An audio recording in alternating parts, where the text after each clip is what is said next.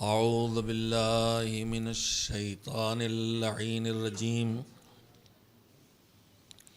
بسم اللہ الرحمن الرحیم الحمد للہ رب العالمین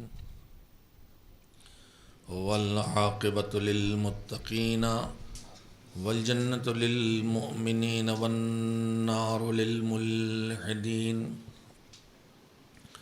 والصلاة والسلام على سید الانبیاء والمرسلین سیدنا ونبینا وشفیعنا ابی القاسم محمد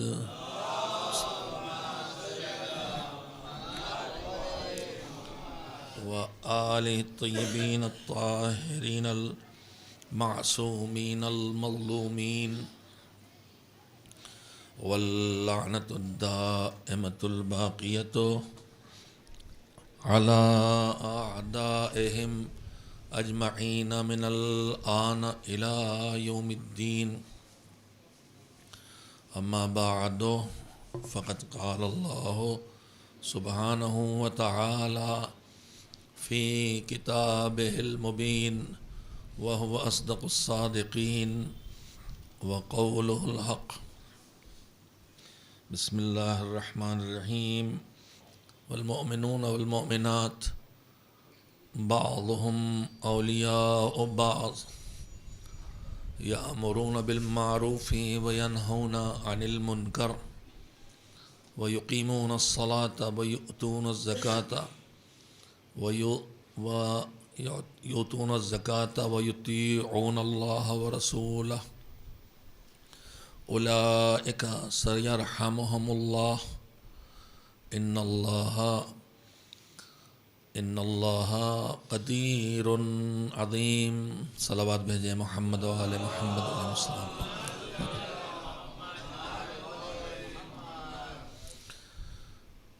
سورہ توبہ کی آیات میں سے آیت نمبر 71 71ویں آیت ہے، جس کو میں نے آپ حضرات کی خدمت میں روزانہ سرنامہ کلام کے طور پر پیش کیا ہے۔ عنوان گفتگو ان 10 شبوں کے لیے، جس کی آج تیسری شب ہے، رکھا گیا ہے حسینی سماج کی تشکیل میں، یعنی حسینی سوسائٹی، حسینی معاشرہ کسی انجمن کا نام نہیں ہے۔ بعض بچے ہو سکتا سوچ رہے ہیں حسینی سوسائٹی تو ایک انجمن ہوتی ہے، جو ہم مل کے ایک ساتھ رہتے ہیں، اس سے ایک سوسائٹی بنتی ہے، ایک سماج بنتا ہے، ایک معاشرہ بنتا ہے۔ یعنی جب سارے انسان ایک جگہ مل کے رہیں، جسے ہم کمیونٹی بھی کہتے ہیں، تو ایک حسینی سماج جس کے تمام لوگ، ان میں سے ہر ایک حسینی ہو۔ حسینی ہو کا مطلب میں پہلے دن سے کہہ رہا ہوں اور آخری دن تک کہتا رہوں گا۔ ایک حسینی سماج کی تشکیل میں اس کا وجود کیسے ہو، ایک سوسائٹی ایسی کیسے بنے کہ جس سوسائٹی کو دیکھ کے لوگ کہیں یہ حسینی لوگ ہیں، اور ان میں سے ہر انسان ایسا ہو کہ جسے دیکھ کے کہا جائے کہ یہ حسینی جا رہا ہے۔ انسانوں سے مل کے سوسائٹی بنتی ہے، اور انسانوں کی 2 ہی قسمیں ہیں، مرد ہیں اور عورتیں۔ لہذا جب یہ سوسائٹی بنے گی، فیملی، خاندان، کنبہ، اس سے بڑی سوسائٹی پہلے ایک گھر ہوتا ہے، پھر ایک گھرانہ ہوتا ہے، پھر اس سے بڑا خاندان ہوتا ہے، کنبہ ہوتا ہے، قبیلہ ہوتا ہے، پھر اس سے بڑے دائرے کا نام ہوتا ہے سوسائٹی یا سماج یا معاشرہ۔ ہم لوگ انڈیا میں رہ رہے ہیں، ہماری سوسائٹی ہندی سماج، انڈین سماج، انڈین سوسائٹی باہر سے جب ہمیں دیکھا جائے گا تو پورے ملک کو، پوری کنٹری کو دیکھا جائے گا. پھر جب اس سے چھوٹے دائرے میں اندر آئیں گے تو ہم کہیں گے یہ گجراتی کلچر ہے، یہ گجراتی لوگوں کی سوسائٹی ہے، یہ یو پی کا سماج ہے، یہ دلی والوں کا علاقہ ہے. تو کلچر تھوڑے تھوڑے بدلتے ہیں، عادتیں، طریقے سب بدلتے ہیں. مگر نظام اسلام میں سارے انسان چاہے زمین کے کسی حصے پہ رہتے ہوں، ان کے لیے زندگی کا جو طریقہ بتایا گیا ہے وہ یکساں ہے. چاہے وہ جاپان میں رہتا ہو، چاہے وہ امریکہ یا کینیڈا میں رہتا ہو، قانون سب کے لیے ایک ہے. چاہے وہ اردو بولتا ہو، چاہے گجراتی بولتا ہو، جو زندگی کا سسٹم بنایا گیا وہ ایک ہے. سب کو ایک ہی طرح کے عقائد اپنانا ہے. یہ نہیں ہے کہ انڈیا میں ہیں تو توحید کے بارے میں یہ عقیدہ بنے گا اور امریکہ میں رہتے ہیں تو یہ عقیدہ بنے گا. سب کو ایک ہی طرح کے اخلاق اپنانا ہے. یہ نہیں ہے کہ انڈیا میں رہتے ہیں تو ان کے اندر زیادہ خیرات کی ضرورت نہیں ہے اس لیے غریب ملک ہے، اور مثلا امریکہ میں رہتے ہیں تو ان کی ذمہ داری زیادہ خیرات کی ہوتی ہے اس لیے کہ یہ دولت مند ملک ہے. نظام ہے چاہے جہاں کے لیے ہو. ماں باپ احترام کے لائق ہیں، چاہے وہ ماں باپ جاپانی ہوں، چاہے وہ ماں باپ امریکن ہوں، چاہے وہ ایرانی ہوں. تو میں کہنا یہ چاہتا ہوں کہ اسلام نے جو نظام زندگی کا بنایا ہے وہ انسان کے لیے بنایا ہے.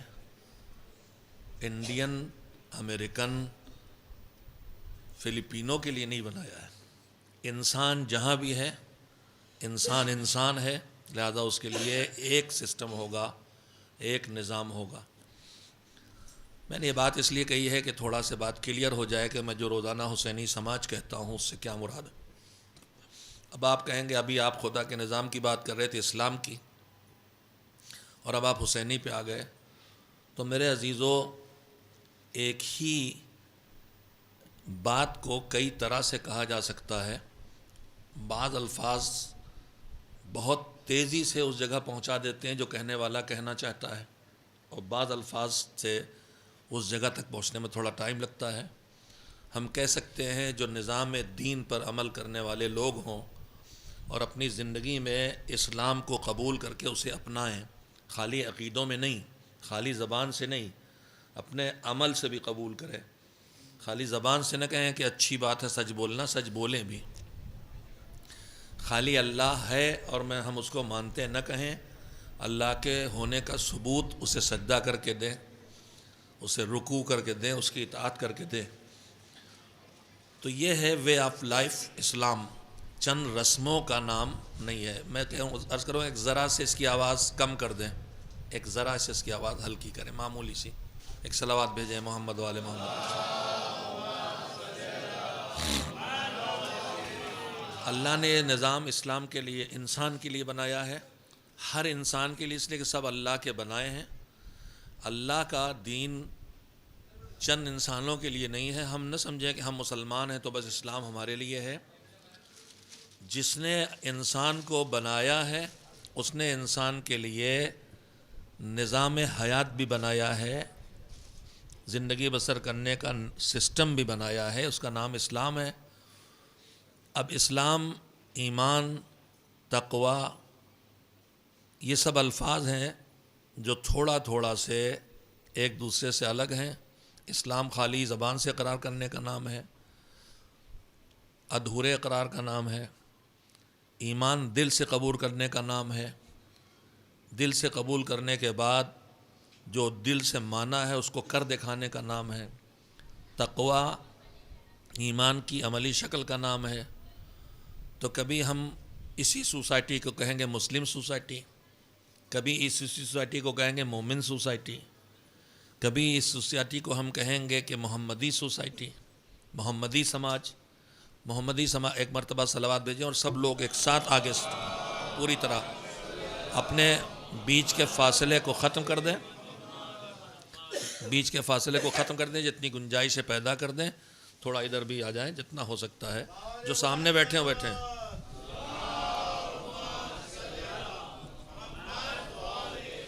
میناز صاحب نے سائٹ کی سیٹ لے لی. سائٹ کی سیٹ میں آدمی ذرا تھوڑی دیر کے لیے پلک بھی جھپکا سکتا ہے. پورا ایک دوسرے کا گیپ ختم کریں تاکہ گنجائش بڑھ جائے. ایک صلوات اور بھیجیں محمد والا.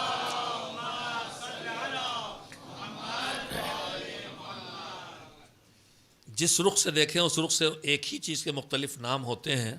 ہم کہیں گے مسلم سوسائٹی, مومن سوسائٹی, علوی سوسائٹی, محمدی سماج, حسینی سماج. جب حسینی سماج کہتے ہیں تو اس میں علوی سماج بھی آ جاتا ہے, اس میں محمدی سماج بھی آ جاتا ہے, اس میں مومن سماج بھی آ جاتا ہے, اس میں مسلم سماج بھی آ جاتا ہے. لیکن جب ہم مسلم سماج کہتے ہیں تو ہو سکتا ہے مسلم سوسائٹی ہو لیکن مومن سوسائٹی نہ ہو. ہم مومن سوسائٹی کہتے ہیں تو ہو سکتا ہے صاحبان ایمان ہو لیکن باعمل نہ ہو, لہذا صاحبان تقوی کی سوسائٹی نہیں کہلائے گی, وہ علوی سوسائٹی نہیں کہلائے گی. علوی سوسائٹی تب کہلائے گی جب اس میں ایمان بھی ہو اور تقوی بھی ہو.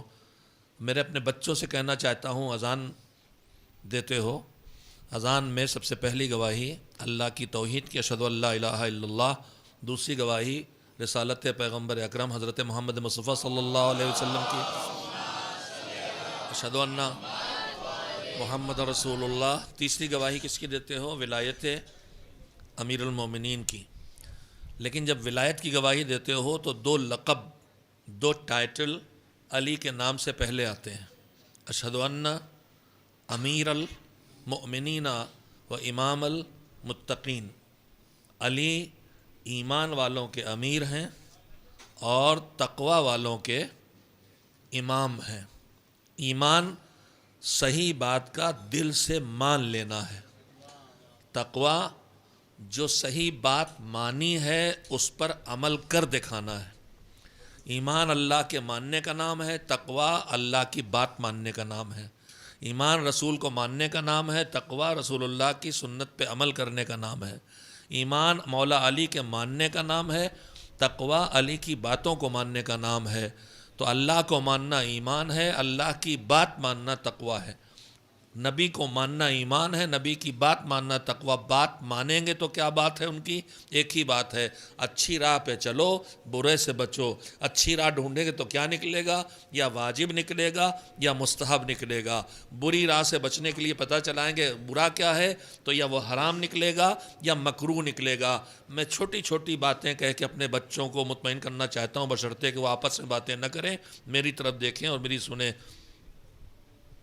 صلوات بھیجیے. آپ سے کہہ رہا ہوں جی. آپ لائٹ جلائیں, مجھے کیا اعتراض.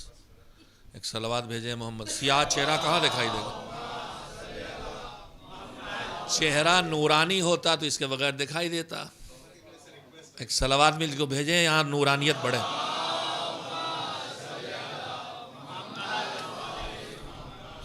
جتنی روشنی بڑھے ہدایت کی راہ دکھانے کے لیے, اس پہ کسی کو کیا اعتراض ہو سکتا ہے؟ اللہ ولی الذین یخرجہم من الظلمات الی النور.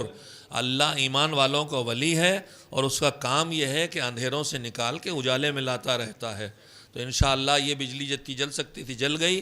اب نور جو اللہ جس نور کی طرف لاتا ہے اس نور کا مطلب ہدایت ہے, اس نور کا مطلب ایمان ہے, اس نور کا مطلب تقوی ہے, اس نور کا مطلب آخرت پر یقین ہے, اس نور پر مطلب قرآن ہے, اس نور کا مطلب اہل بیت ہیں. اس نور تک جانے کے لیے روشنی پھیلانا ہے تو ایک صلوات کے ذریعے وہ روشنی پھیلائیے.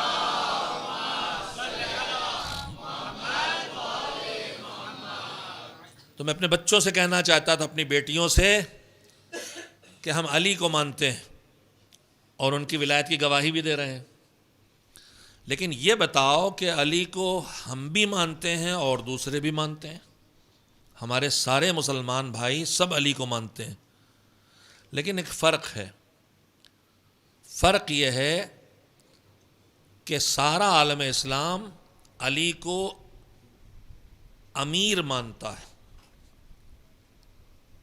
لیکن ہم صرف علی کو امیر نہیں مانتے, ہم علی کو امام بھی مانتے ہیں. گواہی جو ہم دے رہے ہیں اس میں ہم کیا کہتے ہیں؟ میں گواہی دیتا ہوں کہ مومنین کے امیر علی ہیں اور متقین کے امام علی ہیں. تو پھر علی کے ماننے والے کو کیا ہونا چاہیے؟ خالی مومن ہونا چاہیے؟ علی کا ماننے والا جب علی کو امام کہہ رہا ہے تو صرف ایمان لانا کافی نہیں ہے، خود کو متقی بنانا پڑے گا، تب اس لائق ہوں گے کہ علی کو امام مانے۔ یعنی متقی بنانے کا مطلب کیا ہوا؟ ہمارے دماغ میں تقوی کا مطلب آتا ہے کہ دنیا چھوڑے بیٹھے ہیں، اللہ اللہ کر رہے ہیں، مسجد میں تسبیح ہاتھ میں ہے، بچے بھوکے ہیں، میلے کپڑے پہنے ہیں، پھٹیچر دکھائی دے رہے ہیں کہ بڑا متقی آدمی۔ نہیں، تقوی دنیا چھوڑ دینے کا نام نہیں ہے۔ اگر دنیا چھوڑ دینے کا نام تقوی ہوتا تو پھر سب سے پہلے علی نے دنیا چھوڑی ہوتی، دنیا آباد نہ کی ہوتی۔ تقوی دنیا چھوڑ دینے کا نام نہیں ہے، تقوی اتنی دنیا لینے کا نام ہے جو ایمان کے دین کے پیمانے میں آ سکے۔ اجاڑنے کا نام نہیں ہے دنیا، دنیا بسانے کا نام ہے، مگر شریعت کے قانون کی روشنی میں۔ تو میں ذرا وضاحت کرنا چاہتا تھا کہ حسینی سماج جو میں کہتا ہوں تو اس سے میری مراد کیا ہے۔ حسینی سماج سے یہ مراد نہیں ہے کہ جو حسین حسین ہر وقت کرتے رہتے ہیں۔ حسینی سماج کا مطلب یہ ہے مومن سماج، حسینی سماج کا مطلب یہ ہے دین کا ماننے والا معاشرہ، حسینی سماج کا مطلب یہ ہے جو دین پر عمل کرنے والی سوسائٹی ہو، وہ حسینی سماج ہے۔ حسینی سماج کا نمونہ کربلا میں ہے۔ کربلا میں کون ہے؟ کربلا میں حسین کے ساتھ وہ ہیں جو نماز بھی پڑھ رہے ہیں، جو تیر بھی کھا رہے ہیں، جو گھر بھی لٹا رہے ہیں، جو پانی ملتا ہے تو پہلے دوسرے کے حوالے کرتے ہیں، جو دین کی بقا کے لیے اپنی اولاد کو بھی قربان کر رہے ہیں، جو مصیبتوں میں صبر کر رہے ہیں، شکوہ نہیں کر رہے ہیں، جو مصیبتیں پڑنے کے بعد شکر کر رہے ہیں، شکایت نہیں کر رہے ہیں۔ حسینی سماج کی خصوصیتوں میں سے ایک بڑی خصوصیت یہ ہے جو کربلا میں دکھائی دے رہی ہے کہ جب ان سے دنیا کی ہر چیز چھن جاتی ہے اور بظاہر وہ بالکل بے سہارا ہیں، جب کربلا میں گھر لٹ گیا اور قیدی بنا کے بیویوں کو لایا گیا اور قیدی بنایا گیا اس طرح سے کہ رسیوں سے جکڑا گیا ہے اور کٹے ہوئے سر نوکے نیزہ پہ ہیں اور ایک بیٹا بچا ہے وہ بھی قیدی ہے، تو ظاہری طور پر یہ کتنا کمزور ہے، ان کا کوئی سہارا نہیں ہے، حکومت کے قبضے میں ہے۔ چونکہ یہ مجلس خصوصیت سے رکھی گئی تھی کنیزان حسین کے لیے، لہذا میں نے گفتگو کو اس طرح رکھا ہے کہ جو بھائی ہمارے آئیں، بیٹے آئیں، وہ اور جو میری بہنیں اور میری بیٹیاں آئیں، وہ دونوں برابر سے اس مجلس سے فیضیاب ہوں اور دونوں کے بارے میں تذکرے ہوتے رہیں۔ اس لیے میں نے عنوان رکھا ہے، میں کہنا چاہتا ہوں کربلا سے حسینی سماج کا سبق اگر ہمیں لینا ہے تو حسینی سماج کو ہم دیکھیں کہ یہ سماج کیسا ہے کربلا میں، جو حسین نے چھوٹی سے ایک ملت بنائی، جو چھوٹی سے قوم کھڑی کی، یہ قوم جو حسینی ہے اس کا مزاج دیکھیے۔ زینب، میں اپنی بہنوں سے اب خاص کر کے کہنا چاہتا ہوں، تھوڑی سے مصیبت پڑنے پر ہم بے چین ہو جاتے ہیں، بے قابو ہو جاتے ہیں، رونا چیخنا پیٹنا بچانے لگتے ہیں، شکوہ شکایت شروع کر دیتے ہیں، مگر دیکھیے کربلا میں زینب، بچے مارے جا چکے ہیں، کنبہ لٹ چکا ہے، بھائی کی لاش کچلی جا چکی ہے، قید و بند کی سعودتیں اٹھاتے ہوئے دربار میں ابن زیاد تک لائی گئی ہیں، یزید تک لائی گئی ہیں، وہ پوری طرح سے اپنی طاقت کا اظہار کر رہا ہے کہ ایک مرتبہ مڑتی ہیں ظالم کی طرف سیدہ زینب۔ دیکھیے اس موقع پر یہ جو زینب کے کلمات ہیں ہم سے کیا کہہ رہے ہیں، صرف بہنوں سے نہیں، اپنے غلاموں سے بھی، اپنی کنیزوں سے نہیں، اپنے غلاموں سے زینب کہہ رہی ہیں۔ ہم ذرا میں مایوس ہو جاتے ہیں، ہم ذرا میں سوچنے لگتے ہیں یہ کام نہیں ہو پائے گا، اس لیے کہ ہمارا اللہ پہ بھروسہ کمزور ہوتا ہے، اللہ پہ توکل کمزور ہوتا ہے، اللہ کے وعدوں پر اعتماد کمزور ہوتا ہے۔ وہ ہم سے کہتا ہے کرو ہم تمہیں دیں گے، ہم پیچھے ہٹ جاتے ہیں، ہمیں لگتا ہم نکالیں گے تو ہمیں نہیں ملے گا۔ قرآن کریم میں اللہ صاف کہتا ہے وَمَا أَنفَقْتُم مِّن خَيْرٍ فَهُوَ يُخْلِفُهُ وَهُوَ خَيْرُ الرَّازِقِينَ۔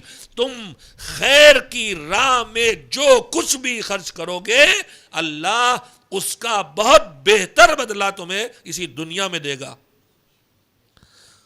اور تمہیں اللہ کے وعدے پہ بھروسہ ہونا چاہیے، اس لیے کہ روزی دینے والا تو وہی ہے جس نے تمہیں بن مانگے اتنا دیا ہے، اب کہہ رہا تم دو گے تو ہم تمہیں زیادہ واپس کریں گے، مگر ہمیں کہاں بھروسہ ہوتا ہے؟ ہم کار خیر میں کنجوسی کرتے ہیں کہ نہیں؟ ہم واجبات نکالنے میں بخل کرتے ہیں کہ نہیں؟ ہم اپنے بیوی بچوں پر جو خرچ کرتے ہیں اس میں بخل کرتے ہیں کہ نہیں؟ ہمیں خمس ادا کرنے میں زحمت ہوتی ہے کہ نہیں؟ ہم میں سے کتنے لوگ ہیں جو خمس نکالتے ہیں، جو اپنے واجبات ادا کرتے ہیں، جو کار خیر میں دل کھول کے حصہ لیتے ہیں، جبکہ اللہ کہہ رہا ہے کہ تم جو خرچ کرو گے ہم بہت بہتر تمہیں واپس کریں گے، اور اپنے اس وعدے کا یقین دلا رہا ہے، وہ ہوا خیر الرازقین۔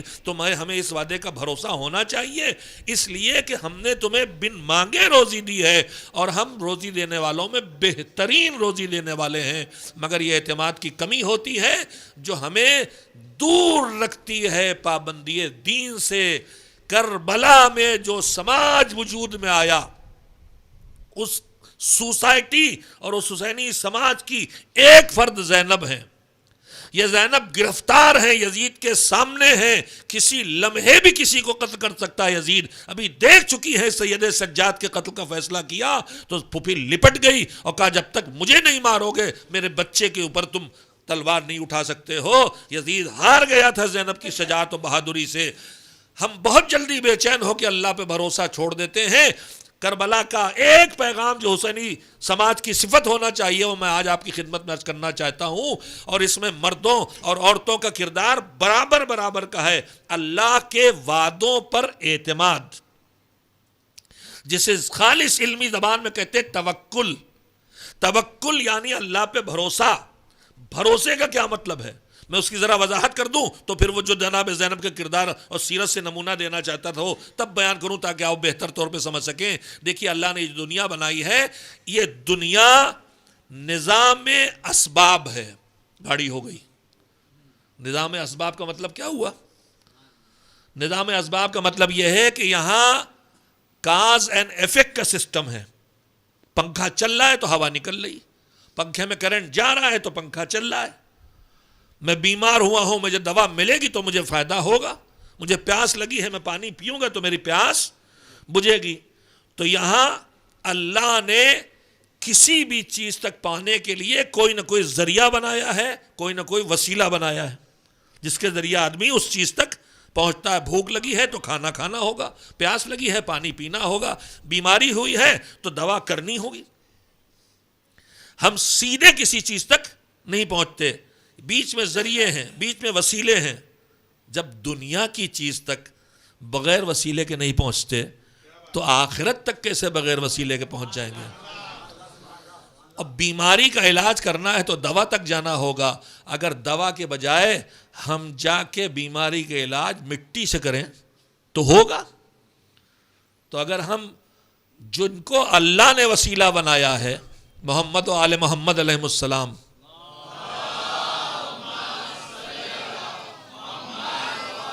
ایک بار اور سمٹیے، ایک بار اور سمٹیے اور ممبر سے نزدیک آئیے۔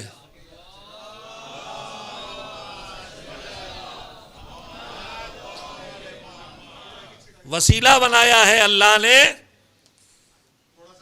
محمد و آل محمد۔ بس میں کہتا رہوں گا، بس اب میرا خیال سے اب روک دیں، بس اب باقی حضرات کو باہر بٹھائیے، بہت یہاں سفوکیشن بڑھ جائے گا، بے چینی بڑھ جائے گی، نہ میں پڑھ پاؤں گا نہ لوگ سن پائیں گے، باہر تو آواز جا ہی رہی ہے۔ ایک صلوات بھیجیں محمد و آل محمد کو۔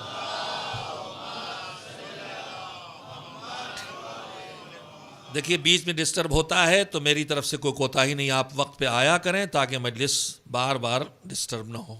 اور پھر یا میں معذرت چاہوں گا باہر تشریف فرما ہوں، جاوید صاحب سے بھی کہوں گا فرش اعضاء میں سرانہ پایتی نہیں ہوتا، چاہے کوئی ممبر کے پاس بیٹھے چاہے اس پار بیٹھے، دونوں کو برابر کی عزت ملتی ہے۔ یہ فرش حسین ہے، یہ میرا آپ کا ڈرائنگ روم نہیں ہے کہ یہاں بٹھانے سے عزت بڑھ گئی اور وہاں بٹھانے سے عزت گھٹ گئی۔ فرش حسین پہ جو جہاں بیٹھے وہی اس کی عزت کا ٹھکانہ ہے۔ ایک صلوات بھیجیں محمد علیہ۔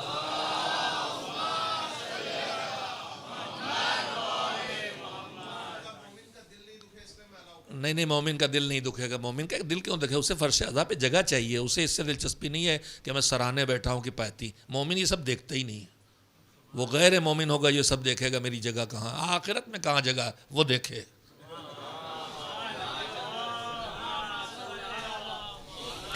خیر ڈیبیٹ چلتی رہے گی، ڈیبیٹ نہ ہو۔ ایک صلوات بھیجیں محمد و آل محمد پر۔ میں تو اتنا جانتا ہوں کہ تہذیب اسلام جو حسینی سماج کا حصہ ہے اس میں کوئی زندگی کا کھانا خالی نہیں چھوڑا گیا. اس میں یہ سکھایا گیا ہے کہ جب کہیں پہنچو تو جو پہلی جگہ تمہیں خالی ملے وہیں بیٹھ جاؤ, اور تم اپنی حیثیت سے نیچے بیٹھنے کا اگر تم نے احساس کیا کہ مجھے یہ جگہ ملنا چاہیے تھی وہاں ملی, اس کا مطلب تم غرور کا شکار ہو.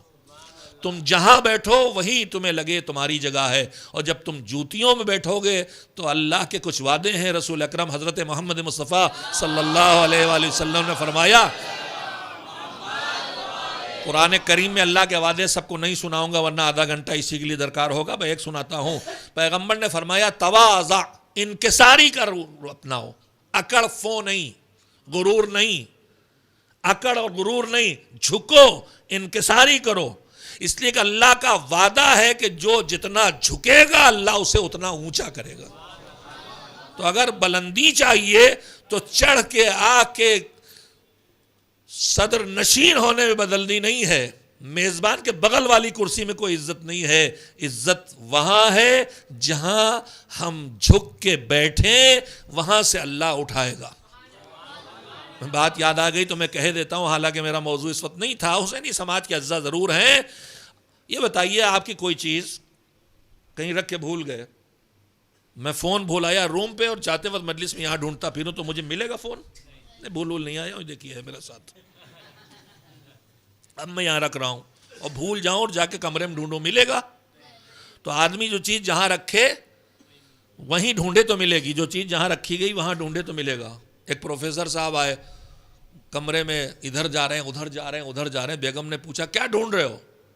کہ لے چشمہ ڈھونڈ رہے ہیں. کہ لے وہ تو میں ناک پہ رکھا ہے. وہ کبھی میز پہ ڈھونڈ رہے تھے کبھی تاک پہ ڈھونڈ رہے تھے. تو آدمی کوئی چیز ڈھونڈے تو وہاں ملے گی جہاں اس نے رکھی. اللہ کہتا ہے, بہت قیمتی باتیں ہیں لیکن سنانے کو اس وقت نہیں ہے, ایک ہی پوائنٹ سناؤں گا. اللہ کہتا ہم نے کچھ چیزیں رکھی کہیں ہیں اور یہ آدمی ڈھونڈتا کہیں ہے, اور جہاں ہم نے رکھی وہاں ڈھونڈتا نہیں ہے تو اسے کبھی ملنا بھی نہیں ہے.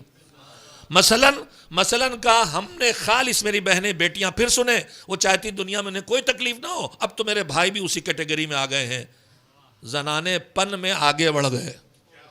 ہماری بہنیں مردانے پن میں آگے بڑھ گئی اور زنانے پن میں آگے بڑھ گئے, اور نتیجہ یہ ہے کہ ٹکراؤ ہو رہا ہے اور سوسائٹی ٹوٹ رہی ہے. اللہ نے بنایا تھا مرد کو مرد رہنا ہے, عورت کو عورت رہنا ہے. دونوں کی ڈیوٹی میں پڑھوں گا انشاءاللہ. خیر, تو اللہ نے کہا ہم نے رکھا کہیں تم ڈھونڈتے کہیں ہو. کہا خالص راحت اور آرام ہم نے دنیا میں رکھے ہی نہیں. اس دنیا میں خالص راحت اور آرام ہے ہی نہیں. بہترین کھانا کھاؤ گے پیٹ میں درد ہو جائے گا, عیش و آرام زندگی بسر کرو گے ہارٹ پیشنٹ ہو جاؤ گے, تنگ دستی اٹھاؤ گے, تکلیف اٹھاؤ گے, دن بھر جھوا سر پہ ڈھو گے, رات کو اچھی نیند آئے گی. تو ایک تکلیف ہے تو ایک آرام, ایک آرام ہے تو ایک تکلیف ہے. کیا بھائی زلزلہ آ رہا ہے کیا؟ مجھے یہی لگا.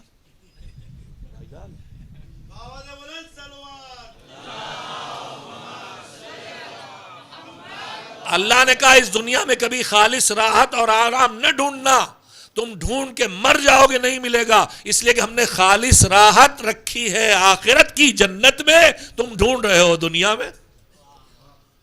نہیں, بات نہیں پہنچی, ورنہ اتنی چھوٹی سی وہاں نہ ہوتی, ایک آدھ صلوات بھی ہوئی ہوتی.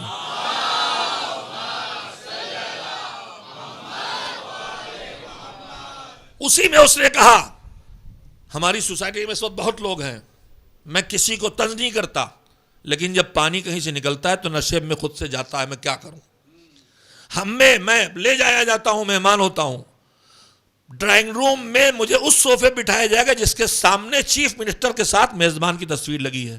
جاوید بھائی نے ایسا نہیں کیا ہے, لوگ ان کو نہ سمجھیں بدگمان نہ, ایسے بدگمان بھی نہیں ہوتے ماشاءاللہ, بڑے مضبوط دماغ کے ہیں. اللہ ان کے شعور و بصیرت میں اضافہ کرے اور ان کے خدمت کے جذبے میں اضافہ کرے, اور ایسے قوم کے سے محبت کرنے والے اور کام آنے والے افراد ہماری قوم میں بڑھائے. اور ہر آدمی میں کچھ کمیاں ہوتی ہیں, اللہ ان کے غصے کو کم کرے, انہیں قوت برداشت میں اضافہ کرے, انہیں عباس کا غلام بنائے جو اپنے غصے پہ قابو رکھ کے اطاعت پروردگار کر رہا تھا. اور میرے لیے بھی دعا کیجئے میرا غصہ بھی کم کرے، بالکل ختم کر دے. ایک صلوات بھیجیں محمد والے. غصے کی ترکیب بھی سن لیے. رسول اللہ سے کسی نے آ کے کہا کہ بہت غصہ آتا ہے. تو دیکھیے غصے کی دو جگہیں ہیں. کچھ اللہ نے غصہ دیا ہے تو غصے کی جگہ بھی ہے. اگر آدمی میں غصہ اور غضب نہ ہو تو پھر اس کی آبرو لٹے گی، اسے پتہ نہیں چلے گا، اس کو بے حس ہو جائے گا. یہ قوت غضبیہ جو غصہ دیا گیا ہے یہ عزت حفاظت کے لیے انسان کے دیا گیا ہے. بعض جانور ہیں وہ اتنے بے حیا ہوتے ہیں. یہ سور کا گوشت کھانا حرام ہے. اس کی اسباب میں ایک سبب یہ بھی ہے کہ اس کے اندر غیرت نہیں ہے. اس کے جوڑے کے ساتھ جو چاہے رابطہ بنائے اسے کوئی اعتراض اس پر نہیں ہوتا. اور جو یہ کھاتے ہیں ان میں یہ بے حیائی آ جاتی ہے. ان قوموں میں آپ یہ بے حیائی دیکھیں گے. تو غصہ اپنی حفاظت کے لیے دیا اللہ نے، لیکن بیجا استعمال ہر نعمت کو مصیبت بنا دیتا ہے. کھانے پینے کی چیزیں اللہ نے ہماری حفاظت کے لیے دیں. اگر ہم اسی کو 4 آدمیوں کو برابر اکیلا کھائیں تو میرا جیسا آدمی وجود میں آ جائے گا، بیماریوں کا مجموعہ. تو بیجا استعمال مصیبت بنا دیتا ہے. تو کہا پیغمبر مجھے غصہ بہت آتا ہے، جا بجا ہر جگہ غصہ آ جاتا ہے. تو پیغمبر نے فرمایا جہاں تمہیں غصہ کرنا جائز لگے وہاں بھی غصہ چھوڑ دو. میں پھر کہوں گا، جہاں تمہیں لگے یہ میرا غصہ کرنے کی جگہ ہے وہاں بھی غصہ نہ کرو تو بیجا غصے سے بچ جاؤ گے. اب ہم سب اگر طرح پریشانیوں کا شکار ہیں تو ایک صلوات بھیجیے اڑ جائے. تو رکھا کہیں ہے، رکھا کہیں ڈھونڈتے کہیں. اسی میں کہا ایک چیز ہوتی ہے آدمی اپنا اسٹیٹس ہائی کر کے دکھانا چاہتا ہے. ہمارے بعض لوگ ملتے ہی شروع ہو جاتے ہیں، مولانا کلب صادق صاحب سے یہ دوستی ہے اور کلب جواد صاحب میرے گھر پہ چائے پیتے ہیں اور اس ممبر پہ کلب حسین صاحب نے پڑھا ہے اور چیف منسٹر کے ساتھ سارے رشتے جو ان کے خیال میں عزت کے ہیں وہ سب بتاتے ہیں. میرا دروازہ فلاں کھولتا ہے اور میرے بیڈ روم تک فلاں تعلقات، ارے نہ جانے کیا کہا اسٹیٹس بتانا شروع کرتے ہیں. جہاں بندوں سے اپنے رشتے بتا کے آدمی اپنے لیول کو اونچا کرنا شروع کرتا ہے وہیں سے اس بندے خدا کی نگاہ میں وہ گرنا شروع ہو جاتا ہے. وہ بتاتا کہ میرا اللہ سے رشتہ یہ ہے تو مجھے اچھا لگتا. اللہ نے کہا یہی کہ جو اونچائیاں ڈھونڈتے ہو، کہا یہ بندہ عزت چاہتا ہے، اسٹیٹس چاہتا ہے، عظمت چاہتا ہے، تو یہ بڑائی کو، عظمت کو، اسٹیٹس کو ڈھونڈتا ہے حکام کے درباروں میں حاضری پر. حاکموں کے فلاں ڈی ایم صاحب کے ہمارے تعلقات ہیں، چیف منسٹر سے رشتہ ہے. میں کسی پہ تنظ نہیں کر رہا، ہماری قوم کی ضرورتیں ہیں. ہم میں ہارون مکی پیدا ہونا چاہیے. اے کاش کہ آپ کی نگاہ میں ہارون مکی ہوتا کہ کون تھا.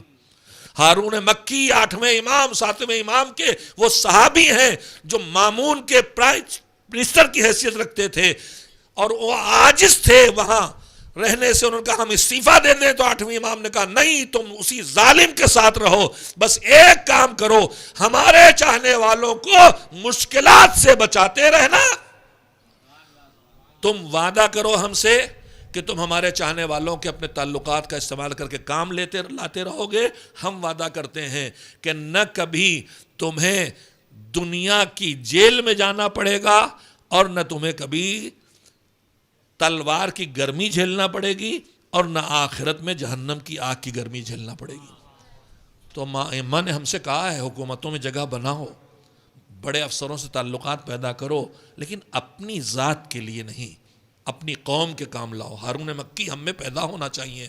ہم میں ایم پی ہوں، ہم میں ایم ایل اے ہوں، ہم میں منسٹرز ہوں، ہم میں افسر ہوں، ہم میں حکومت میں پہنچ والے ہوں، مگر ہارون مکی جیسے ہوں جن سے امام نے کہا کہ ظالم کے دربار میں تمہارا رہنا ہماری تقویت کا سبب ہے. بہت قیمتی باتیں کر رہا ہوں، کاش میرے جوان سمجھیں. تعلقات بناؤ مگر اپنی ذات کے لیے نہیں، اپنی قوم کے لیے، خدا کے لیے. ایک صلوات بھیجیں محمد والے محمد. کہا یہ آدمی اسٹیٹس چاہتا ہے، اپنے کو بڑا دکھانا چاہتا ہے تو اس کے لیے یہ درباروں میں، حکام کے درباروں میں جا کے حاضری دیتا ہے. کہا ہم نے یہ عزت حکام کے درباروں میں حاضری میں رکھی ہی نہیں ہے، ہم نے تو رات کی تاریکی میں ہماری بارگاہ میں حاضر ہو کے سجدہ ریز ہونے میں عزت رکھی ہے. کہ یہ آدمی بڑائی اونچائی چاہتا ہے میں دوسروں سے بڑا دکھائی دوں، تو یہ غرور کا شکار ہوتا ہے، یہ اکڑ کے چلتا ہے، یہ غرور کرتا ہے کہ ہم نے بڑائی غرور میں رکھی نہیں ہے، اونچائی غرور میں رکھی نہیں ہے، ہم نے غرور میں بڑائی اور اونچائی نہیں رکھی ہے، ہم نے تواضع میں، انکساری میں، جھک کے ملنے میں اونچائی رکھی ہے۔ تم جتنا جھکتے چلے جاؤ گے اللہ تمہیں اتنا اٹھاتا چلا جائے گا۔ یہ ہے وہ حسینی سماج، یہ ہے وہ حسینی سماج کہ جو ہمارے ان دنوں میں کم سے کم وجود میں آ جائے، اور 2.5 مہینے میں ہم اس سماج کی صفتیں اپنے اندر اتنی پکی کر لیں کہ جب 8 ربیع الاول کے بعد 9 ربیع الاول آئے اور ہمارے زمانے کے امام کی امامت کا دوسرا دن جب غم ذرا ہلکا ہو جائے تو اسی دن سے ہم بے قابو نہ ہوں۔ ہمارے گھروں میں یا تو ہم نے حلال بھی بند کر رکھا تھا، ٹی وی بہت سی جگہوں پر بلا وجہ حلال ٹی وی نہیں چلے گا، ٹی وی حرام ہے ہی نہیں، ٹی وی کو کار خیر میں استعمال کرو، بہترین ذریعہ ہے۔ یہ جو بیجا پابندیاں ہم لگاتے ہیں افراط و تفریط ایکسٹریم پہ، یہ بھی غلط ہے۔ میں کہوں نا کسی دن تربیت کے سلسلے مجھے بات کرنا ہے، اللہ کرے کہ مجھے موقع مل جائے۔ تو میرے عزیزوں میں کہنا چاہتا تھا کہ کربلا میں جو سماج تھا اس میں ایک پیغام تھا، اسباب پر بھروسہ، اللہ پر بھروسہ کرنا۔ ہم اعتماد کی کمی کا شکار ہیں، اللہ کے وعدوں پہ ہمیں کمی نہیں، بھروسہ نہیں ہے، اسی لیے ہم بہت سی جگہوں پر دین سے پیچھے ہٹ جاتے ہیں۔ وہ کہتا ہے کہ کاروبار چھوڑ کے نماز جمعہ میں آؤ۔ یا بسم اللہ الرحمن الرحیم، یا ایھا الذین آمنوا اذا نودی للصلاۃ من یوم الجمعۃ فاسعوا الی ذکر اللہ وذروا البیع۔ اے ایمان والو، جب نماز جمعہ قائم ہو جائے اور اذان دے دی جائے تو کاروبار چھوڑ کے نماز کے لیے دوڑ پڑو۔ فاسعوا الی ذکر اللہ وذروا البیع ذالکم خیر لکم ان کنتم تعلمون۔ کاروبار بند کر کے نماز جمعہ کے لیے دوڑ پڑنا، تم سمجھ رہے ہوگا حق واپس چلا جائے گا، بزنس چھوٹ جائے گا، مگر نہیں، یہی تمہارے لیے اچھا ہے اگر تم جانو۔ اس کے بعد اگلا وعدہ سنیے، آپ تو بزنس والے ہیں، آپ تو پٹ سے کیچ کریں گے اور اٹھائیں گے انشاءاللہ۔ کہ نماز بزنس بند کر کے آئے، چھوڑ کے آئے، نماز میں آئے۔ نماز کا مطلب 2 رکعت نہیں ہے، نماز کا مطلب خطبے سے لے کے السلام علیکم تک ہے، ورنہ اللہ کو کیا پڑی تھی کہ ہر جمعے کو 2 رکعت کم کر کے 2 خطبے بڑھوا دے۔ اس کا مطلب یہ ہے کہ وہ 2 خطبے اتنے ہیں ہفتے میں ایک بار کہ اس میں مومن کو آنا چاہیے۔ ہم لوگ اتنے ٹائم کے مشکل ہے، اسی مسجد کے باہر کھڑے ہو کے گھنٹوں باتیں کر لیں گے مگر خطبے میں نہیں پہنچیں گے، نماز میں پہنچ کے سمجھ لیں گے ہو گیا کام۔ ساری شارٹ ٹائمنگ جو ہو رہی ہے وہ اللہ کی بارگاہ میں حاضری میں ہو رہی ہے۔ سنیے، نماز پڑھ لی، اب کیا ہوگا؟ فَإِذَا قُضِيَتِ الصَّلَاةُ فَانتَشِرُوا فِي الْأَرْضِ وَابْتَغُوا مِنْ فَضْلِ اللَّهِ۔ لفظوں پہ غور کریں، اللہ کے وعدوں۔ آؤ تو کہاں سے آؤ گے؟ کیا چھوڑ کے آؤ گے؟ فَصَلُوا إِلَى ذِكْرِ اللَّهِ وَذَرُوا الْبَيْعَ۔ چھوڑا کیا؟ کاروبار۔ کتنا بزنس تھا؟ کروڑ کا۔ کتنا کماتے؟ 20%، 50%، 10%، 5%، یہی نا لمٹ؟ ڈبل، 3 گنا، 4 گنا، یہی کرتے نا؟ کتنا کماتے؟ 100 کے 10,000 بنا لیتے، یہی کرتے نا؟ بہت چالاک ہو۔ اب سنو، بزنس ہے تو بزنس میں تم کماتے، تم جتنا کر سکتے کرتے۔ اب سنو، کاروبار چھوڑ کے آئے، بزنس چھوڑ کے آئے، گاہک چھوڑ کے آئے، آئے نماز میں واپس گئے، تو جب نماز ختم ہو جائے تو زمین پہ پھیل جاؤ۔ یہ نہیں کہ اب گھر جا کے سو رہے، نہیں، اب کاروبار میں واپس جاؤ۔ اللہ ہی نہیں کہتا کہ عبادت اس طرح کرو کہ کاروبار چھوڑ دو۔ فَانْتَشِرُوا فِي الْأَرْضِ، زمین پہ پھیل جاؤ، یعنی جہاں بیٹھے تھے گنجائشیں اس سے آگے بڑھا دے گا۔ ابھی تم ایک دکان میں سمٹے بیٹھے تو اللہ کہہ رہا پھیلو زمین پہ، گنجائشیں بڑھے گی۔ فَانْتَشِرُوا فِي الْأَرْضِ وَابْتَغُوا مِنْ فَضْلِ اللَّهِ۔ چھوڑ کے آئے ہو لمیٹڈ نفع، واپس جاؤ گے تو ملے گا فضل خدا۔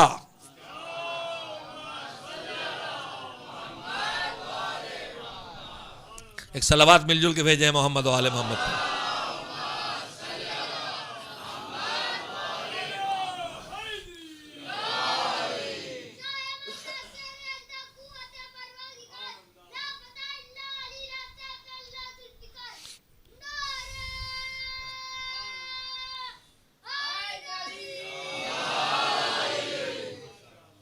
لا فتح الا علی کا مطلب جانتے ہو؟ علی کے علاوہ اور کوئی جوان نہیں. جوان وہ ہوتا ہے جو علی کون سے جوان تھے؟ اپنی طاقت کا بیجا استعمال کرنے والے, کمزوروں کے کام آنے والے جوان, اللہ کی عبادت کرنے والے جوان, حق کا ساتھ دینے والے جوان. تو لا فتح الا علی ہے تو تم ان کے غلام ہو, تو پھر تم کو بھی بڑے ہو کے ویسے ہی جوان بننا ہے انشاءاللہ. ایک صلوات بھیجیں محمد و آل محمد.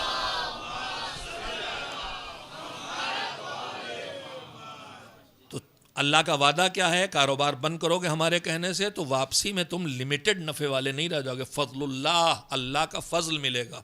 اللہ کی فضل کا کوئی پیمانہ ہے ناپنے کا؟ اللہ کے فضل کے ناپنے کا کوئی پیمانہ نہیں. کیا دے بیٹھے نہیں معلوم, کیسے دے دے نہیں معلوم, لیکن ہمیں وعدوں پہ کہاں اعتبار ہے. ہم آخر لمحے میں دکان شٹر گرا کے بزنس چھوڑ کے جلدی سے آئے, ٹکر ماری, بھاگے واپس, پھر بھی پچھتا رہے ہیں. 2 گاہک چلے گئے. ارے 2 گاہک چلے گئے, 10-20 کروڑ چلے گئے نا, فضل اللہ تو نہیں چلا گیا.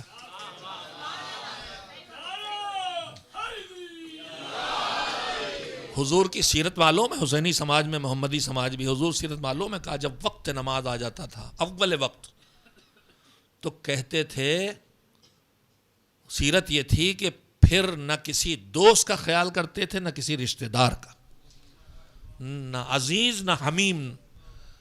جگری دوست بھی بیٹھا ہے, بیٹھا رہے, میں تو چلا نماز پڑھنے. اور سنیے, ہم آپ دن رات ٹینشن میں رہتے ہیں, ٹینس رہتے ہیں, کچلے رہتے ہیں, پریشان رہتے ہیں, بیمار ہوتے ہیں, ڈپریشن میں آتے ہیں, ڈاکٹر کے پاس جاتے ہیں, کیا کہتا ہے؟ Stress stress stress. اسٹریس سے بچنے کا راستہ پیغمبری پہ راستہ سنو گے. جب اذان کا وقت آتا تھا تو جناب بلال سے کہنا ہوتا تھا, بلال اذان کہو. تو یہ نہیں کہتے تھے کہ بلال اذان کہو, کہتے تھے ارحنی یا بلال, اے بلال مجھے راحت پہنچاؤ. یعنی ٹینشن سے نکلنا ہے تو مصلی پہ آؤ, آ کے اللہ کی بارگاہ میں حاضری دو, کہو ایاک نعبد و ایاک نستعین, اور اس کے بعد سجدے میں پیشانی رکھ کے کہو, مالک میں بندے حقیر. جو سجدے ہیں ان میں جو دعائیں ہیں, کبھی غور کیا آپ نے؟ تلاوت قرآن میں جب واجب سجدوں والا سورہ آتا ہے تو ہم سجدے میں جاتے ہیں, تو سجدے میں کیا پڑھتے ہیں؟ لا الہ الا اللہ الحلیم الکریم. کوئی بتائے بھائی, مجھے سرا یا نہیں رہا. سجدت لکا یا ربی تعبدا و رقا لا مستنکفا ولا مستکبرا عن عبادتک.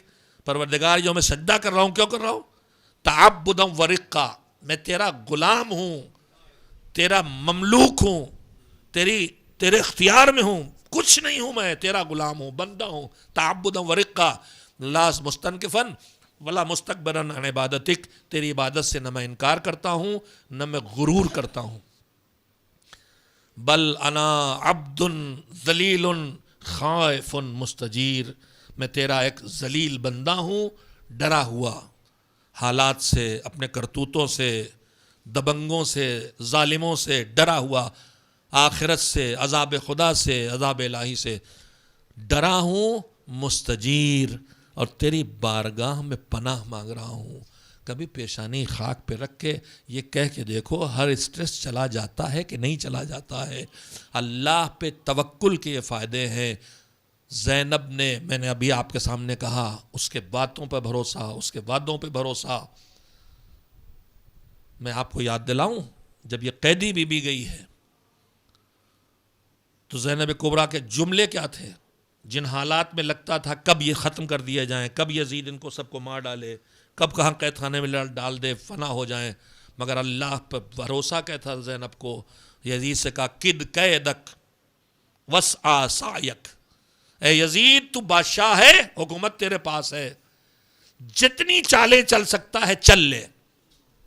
کون ہے علی کی بیٹی کے علاوہ جو ظالم دربار میں آنکھوں میں آنکھیں ڈال کے اس طرح بات کرے؟ ظلم کے مقابلے میں ہمیں یہی چیز ہے جو طاقت دیتی ہے. بے سہارا زینب, قیدی زینب, کد قیدک, جتنی چالیں چل سکتا ہے چل لے, مکاریاں کر لے. وسع سعیک, اپنی ساری طاقت لگا دے, تو بادشاہ ہے بہت بڑی حکومت کا. فَإِنَّهُ لَا تَمْحُو ذِكْرَنَا, تو کچھ بھی کر ڈالے تو ہمارے ذکر کو مٹا نہیں سکتا. یا اللہ پر اعتماد کے علاوہ کچھ اور ہے؟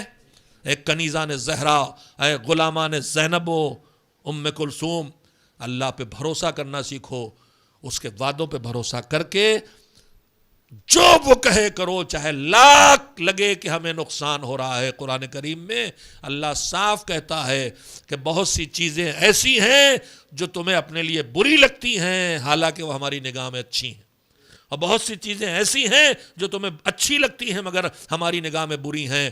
ہمیں اللہ پر اعتماد کیوں کرنا چاہیے؟ کربلا کے پیغامات میں سے اہم ترین پیغام ہے توکل، بھروسہ، اعتماد، اس کے وعدوں پہ اعتماد۔ وعدوں پہ اعتماد ہوگا تو ہم آخرت کے لیے دنیا چھوڑیں گے، وعدوں پہ اعتماد ہوگا تو ہم پیسے کو ٹھوکر ماریں گے اللہ کی رضا کے لیے، وعدوں پر اعتماد ہوگا تو ہم رشتوں کو نظر انداز کر کے حکم خدا کی پابندی کریں گے، وعدوں پر اعتماد ہوگا تو ہم بندوں کو راضی رکھنے کی فکر میں اللہ کو ناراض نہیں کریں گے۔ اللہ کے وعدوں پر اعتماد کی کمی ہے جو ہم دین سے دور ہوتے ہیں، جو دین چھوڑ بیٹھتے ہیں، جو دین کے راہ پہ نہیں چلتے ہیں۔ سنیے ہمیں اعتماد کیوں کرنا چاہیے؟ اللہ نے نظام بنایا ہے، نظام اسباب۔ بس وقت ختم ہو گیا، میں جلدی سے بات کو ختم کروں۔ نظام اسباب ہے، کاز اینڈ افیکٹ کا نظام ہے۔ دوا کھاؤ گے تو بیماری دور ہوگی، پانی پیو گے تو پیاس بجھے گی، کھانا کھاؤ گے تو بھوک مٹے گی، کپڑے پہنو گے تو سردی سے بچو گے۔ ساری زندگی اس نظام کو دیکھتے دیکھتے ہم کو لگتا ہے بس یہی ذریعے، بس یہی وسیلے، بس یہی اسباب سب کچھ ہیں۔ ہمارے تعلقات ہوں گے پولیس سے تو ہم جیتیں گے ورنہ نہیں، ہمارے پاس پیسہ ہوگا تو ہم آگے بڑھیں گے ورنہ نہیں۔ تو جب اسباب کو آدمی سب کچھ سمجھنے لگتا ہے تو کیا ہوتا ہے؟ دو صورتیں ہیں، یا دنیا کے اسباب و وسائل میرے پاس ڈھیر ہیں، بے حساب پیسہ ہے، بڑا خاندان ہے، ہاتھ پیروں میں طاقت ہے، حکومت سے تعلقات ہیں، سب میرے پاس ہے، یا اس سے محروم ہو جاتا ہے آدمی، گھر نے چھوڑ دیا، اکیلے ہو گئے، طلاق ہو گئی، بچے چھوڑ بیٹھے، ماں کے لیے کہیں پڑی ہے، کہیں باپ اکیلے پڑا ہے، رشتے ختم ہو گئے، وسائل چھن گئے، فاقہ زدہ، غربت زدہ ہیں۔ تو اب یہ دونوں آدمی، ایک وہ جو اسباب و وسائل میں ڈوبا ہے، نعمتوں میں ڈوبا ہے، وہ جو محروم ہے۔ اگر میری بات آپ نے اتنی کیچ کی ہے تو آگے بڑھوں۔ دو طرح کے لوگ ہیں، ایک سڑک پہ وہ دکھائی دیتا ہے جو ایک وقت کی روٹی بھی اس کے پاس نہیں ہے، اور ایک وہ ہے جو ڈوبا ہے نعمتوں میں اور اسے پتہ نہیں کہ میرے پاس کتنا ہے۔ اب یہ دو طرح کے آدمی ہوتے ہیں۔ اللہ نے نظام اسباب و وسائل بنایا ہے، پانی پیو، میں پھر دوہراؤں، رہا ہوں، پانی پیو تو پیاس بجھے گی، کھانا کھاؤ تو بھوک مٹے گی، دوا کھاؤ تو علاج ہوگا، ہر جگہ کچھ کرنے کے لیے، پانے کے لیے کچھ کرنا پڑے گا، اور یہ ہے نظام۔ سیدھے ہم نہیں پہنچ سکتے کسی چیز تک، لیکن ایک وہ ہے جو ان اسباب پہ رک جاتا ہے۔ اچھا یہ بتائیے، ایک لفظ اپنے بچوں کے لیے بھی کلیئر کر دوں، اسباب تو سمجھ گئے، سامان، ذریعہ، وسیلہ۔ یہ جو پانی میں پیاس بجھانے کی صلاحیت ہے یہ کہاں سے آئی؟ اللہ نے دی۔ دوا میں بیماری دور کرنے کی طاقت کہاں سے آئی؟ اللہ نے دی۔ کھانے میں بھوک مٹانے کی طاقت کہاں سے آئی؟ اللہ نے دی۔ تو جس نے اس میں یہ صلاحیتیں دی ہیں اس کو کہتے ہیں مسبب الاسباب۔ اس لفظ کو پکڑیے تب آگے بڑھوں گا۔ مسبب الاسباب خدا ہے، پانی میں پیاس بجھانے کی صلاحیت دی ہے، کہیں اور بھی دے سکتا تھا، کھانے میں بھوک میں کہیں اور دے، مسبب الاسباب وہ ہے۔ تو اب دو طرح کے لوگ ہیں، کچھ اسباب و وسائل پہ رک جانے والے، کچھ مسبب الاسباب تک پہنچ جانے والے۔ اب دو طرح کے لوگ دو قسموں میں بٹے۔ اسباب و وسائل میں ڈوبا ہوا آدمی اگر وہ مسبب الاسباب تک نہیں پہنچا ہے تو اسباب و وسائل کی کثرت میں جب سمجھتا ہے میرے پاس خدائی آ گئی تو فرعون بن جاتا ہے، اور اگر مسبب الاسباب تک نہیں پہنچا اور اسباب چھن گئے ہیں تو مایوسیوں کا شکار ہو کے خودکشی کر لیتا ہے کہ اب کچھ نہیں ہونے والا۔ لیکن جو مسبب الاسباب تک پہنچ گیا ہے، نعمتوں کی کثرت میں بھی سوچتا ہے کسی لمحے ایک اٹیک ہو میری طاقت چلی جائے گی، کسی لمحے آفت آئے میری دولت ختم ہو جائے گی، تو وہ جانتا ہے بلکہ مسبب الاسباب ہے، مجھ سے اسباب چھین سکتا ہے، یا اسباب رہیں ان سے صلاحیت چھین سکتا ہے۔ اور جو مسبب الاسباب کو مانتا ہے وہ جانتا ہے کہ میرے پاس کچھ نہ ہو مگر وہ مجھے بغیر کھانے کے بھی زندہ رکھ سکتا ہے، بغیر پانی کے بھی حیات دے سکتا ہے. تو جو مسبب الاسباب تک نہیں پہنچتے یا غرور کا شکار ہو جاتے ہیں یا مایوسیوں کا شکار ہو کے خودکشی تک چلے جاتے ہیں. جو مسبب الاسباب کو پہچانتے ہیں وہ کبھی غرور کا شکار نہیں ہوتے اور کبھی مایوسیوں کا شکار نہیں ہوتے. کربلا والے توکل کا مظہر تھے. وہ جانتے تھے یہ صلاحیتیں نعمتوں میں جو دی ہیں اس مالک نے دی ہیں.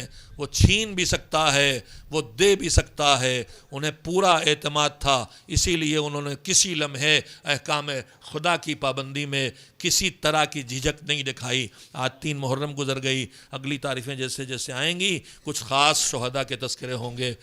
میں آج چاہتا ہوں کہ ہمارے بھائی بھی بیٹھے ہیں, بہنیں بھی بیٹھی ہیں کربلا میں, وہ نمونے پیش کر دوں. دیکھیے خواتین کے 3 پہلو بڑے ہیں. پیدا ہوتی ہے تو بیٹی, آگے بڑھتی ہے تو بیوی, اور آگے بڑھتی ہے تو ماں. کربلا میں تینوں کردار دکھائی دیتے ہیں. مرد کے بھی 3 پہلو ہیں, بیٹا, باپ, بیٹا, شوہر, باپ. ہر پہلو کربلا میں اپنی ڈیوٹی کرتا ہوا دکھائی دے رہا ہے. کربلا کے شہداء میں ایک شہید کا نام ہے وہاب ابن عبداللہ. سالبیہ جو کربلا کے پڑوس کی بستی ہے, عیسائی تھے, اس میں رہتے تھے. نئی شادی ہوئی تھی, کھیتی میں گئے تھے جانور چرانے, میاں بیوی 2 نئی دلہن کو لے کے گئے تھے. صرف ماں تھی. حسین کا قافلہ کربلا جب 2 محرم کو کربلا پہنچ رہا تھا, اس سے پہلے سالبیہ سے گزرا. وہاں دیکھا ام وہب کا خیمہ لگا ہے, رکے حسین. ام وہب نے شکایت کی کہ یہاں ریگستان ہے, پانی کی بہت کمی ہے. امام اترے, تھوڑی دور جا کے ایک پتھر کو نیزے کے چھڑ سے ہٹایا, الٹ دیا, پانی کا چشمہ پھوٹا. پورا علاقہ سیراب ہونے بھر پیدا ہو گیا. جب وہب اور ان کی زوجہ واپس آئے تو دیکھا پانی ہے. پوچھا یہ کہاں سے آیا؟ تو جناب ام وہب نے واقعہ بتایا.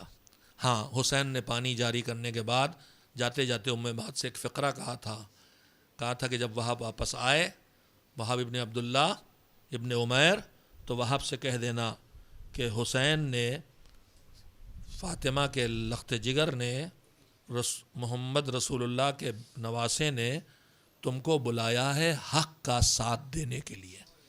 یہ نہیں کہا کہ میرا ساتھ دینا, حق کا ساتھ دینے کے لیے. عیسائی ہے مگر حق پسند ہے. ماں نے کہا, وہاب نے کہا پھر کیا کروں؟ ماں نے کہا جب یہ رسول کا بیٹا ہے, مسلمانوں کے رسول صحیح, ایک ابھی یہ لوگ مسلمان نہیں ہیں, تو تمہیں ان کی بات سننا ہوگی. چھوٹا سا قافلہ حسین کے خیموں میں پہنچا. شاید یہ 9 محرم کا واقعہ ہے. پہنچا اور تھوڑی دیر میں حسین کے پاس جانے کے بعد ایسے منقلب ہوئے کہ انہوں نے اسلام قبول کر لیا. وہیں ان کا خیمہ لگ گیا. انہیں پتہ ہے کہ کل شہادت کا دن ہے. اگلا دن آیا, وہب ماں مسلسل کہہ رہی ہے کہ جاؤ اور اپنے حسین کی نصرت کرو, اور تمہیں شفاعت نصیب نہیں ہوگی نہ رسول کی, نہ میں تم سے راضی ہوں گی جب تک تم اپنی جان نہیں دے دو گے. وہب تیار ہو کے جب چلے, یہ ماں ہے, ابھی نو مسلم ماں ہے, مگر معرفت آ جائے اور اللہ پہ بھروسہ آ جائے تو دیکھیے فیصلے کتنے بدل جاتے ہیں. میں روز کہہ رہا ہوں یہ بات. یہ اعتماد کے علاوہ کیا ہے؟ کتنی جلدی کتنی اعلیٰ منزل کا اعتماد اور توکل آ گیا کہ معاف نہیں کروں گے, میں تجھے بخشوں نہیں اگر تو میرے حسین پہ اپنی جان نہیں دے گا. وہب تیار ہوئے. بیوی نے کہا جا رہے ہو؟ کہا ہاں. کہا اچھا ایک کام کرو, نئی شادی ہوئی ہے, ابھی زندگی کا ساتھ نہیں شروع ہوا ہے. کہا ایک کام کرو, جانے سے پہلے مجھے میرے آقا حسین کے پاس لے چلو, مجھے کچھ وعدے ان سے لینا ہے. وہب لے کے آئے. کہا یہ کنیز مجھے میدان میں نہیں جانے دے رہی, روک رہی, کہہ رہی پہلے آپ سے کچھ وعدے ہو جائیں. حسین نے پوچھا کیا ہے؟ کہا میں یہ جانتی ہوں کہ ابھی وہب کربلا میں جائیں گے, جہاد کریں گے, شہید ہوں گے. شہید ہوں گے تو جنت چلے جائیں گے, میں دنیا میں رہ جاؤں گی. وہب شہید ہو کے جنت جائیں گے تو وہب سے یہ کہیے کہ یہ جب جنت جائیں تو مجھے لیے بغیر جنت نہ جائیں. یہ فکر آخرت ہے بی بی کو. یہی فکر ہماری بہنوں میں ہونا چاہیے کہ ہماری آخرت بنے, دنیا بنتی ہے نہ بنے. سہاگ اجڑتا اجڑ جائے مگر فکر آخرت کی شوہر کو کار خیر سے روکا نہیں, شہادت سے نہیں روکا. ہمارے گھروں میں کبھی کبھی چھوٹی چھوٹی نیکیوں سے شوہر جاتا ہے کہ پیسے نکال کے راہ خدا میں دے اور وہ روک لیتی ہے، نہ روکے، کرنے دے. کہ جائیں لڑے شہید ہوں مگر وعدہ کریں مجھے لے کے جائیں گے. کہ تیرا دوسری ڈیمانڈ اور مطالبہ کیا ہے؟ اس کا نیز خدا نے کہا کہ وہ اب جائیں گے، شہید ہو جائیں گے، ہم لاوارث ہو جائیں گے. آپ وعدہ کریں مولا کہ ان کی شہادت کے بعد جہاں آپ کے اہل حرم ہیں ان خیموں میں مجھے جانے دیں. حسین نے کہا ٹھیک ہے، وعدہ ہے. آپ سمجھے وہب کی زوجہ وعدہ کیوں لے رہی تھی؟ وہ سوچ رہی تھی کہ شہادت کے بعد میں لاوارث ہو جاؤں گی مگر زینب ام کلثوم کے خیمے تو محفوظ رہیں گے، اس لیے کہہ رہی تھی مجھے ان میں جگہ مل جائے. مگر کیا معلوم تھا زوجہ وہب کو کہ حسین کی شہادت کے بعد وہ خیمے جلیں گے، پہلے جلیں گے، پہلے ان بیویوں کے سروں سے ردائیں چھنیں گی. اجرکم اللہ. وہب نکلے، جنگ کی، زخموں سے ڈوبے، خون بہا، ایک بازو کٹا. ایک بازو کٹنے کے بعد واپس آئے. اماں راضی ہوئی؟ کہا نہیں بیٹا، جب تک جان نہیں دے گا راضی نہیں ہوں گی. واپس گئے، ایک ہاتھ سے جنگ لڑی، دونوں ہاتھ جب کٹ گئے شہید ہوئے. زندہ پکڑ کے ابن سعد تک لائے گئے، گر پڑے تھے زمین پہ، ہاتھ کٹ چکے تھے. سر کاٹا گیا، سر کٹا تو ماں خیمے پہ کھڑی منظر دیکھ رہی تھی. ظالموں نے ایک مرتبہ سر کو اچھال کے پھینکا، لڑکتا ہوا سر ماں کی گود میں آیا. ام وہب نے اٹھایا، خون صاف کیا، لبوں کو بوسہ دیا، واپس سر اٹھا کے پھینک دیا. جو ہم راہ خدا میں دے دیتے ہیں اسے واپس نہیں لیا کرتے.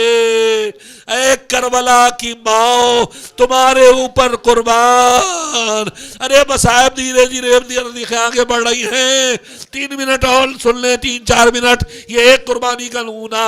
دوسرا نمونہ کیا ہے؟ لشکر حسین میں ایک بوڑھا صحابی آیا ہے حسین کا جاننا، جس کا نام ہے مسلم بن اوسجہ.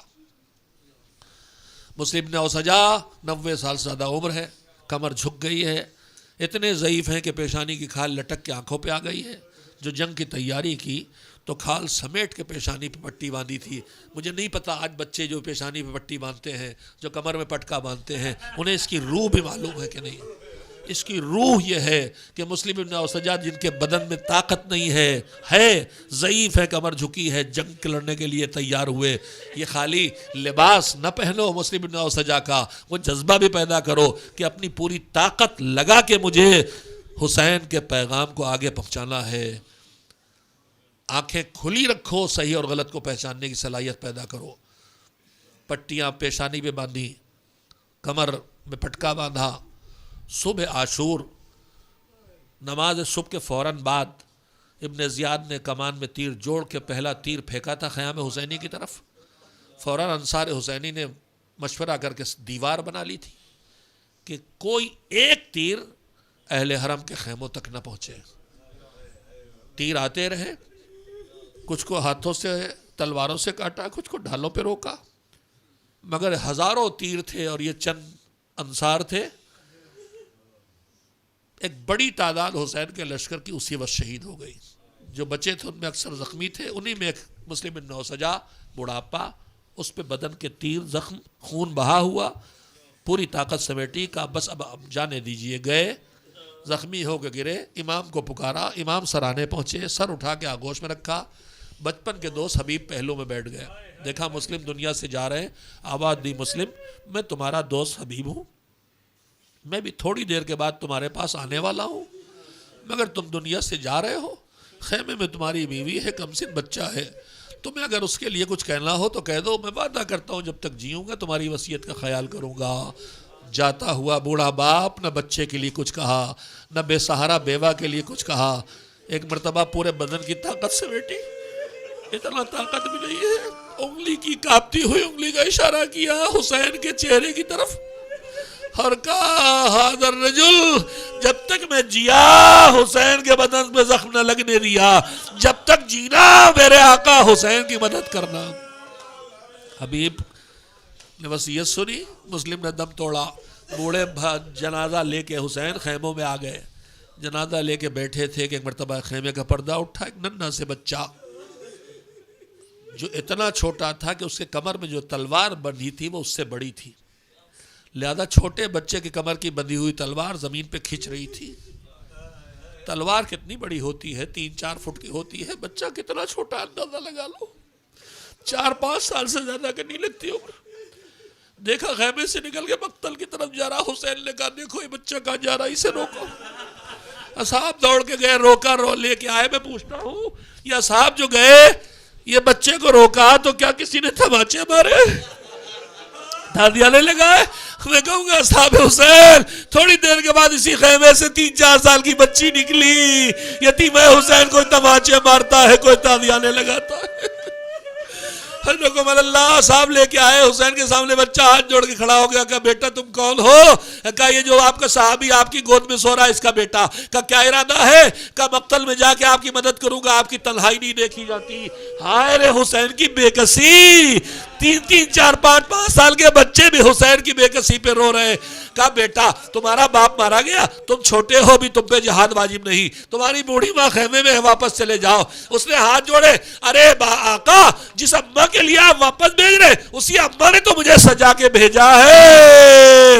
حسین راضی نہیں تھے، خیمے کا پردہ ہٹا، ایک کمر خمیدہ، سر پہ چادر ڈالے نکلی۔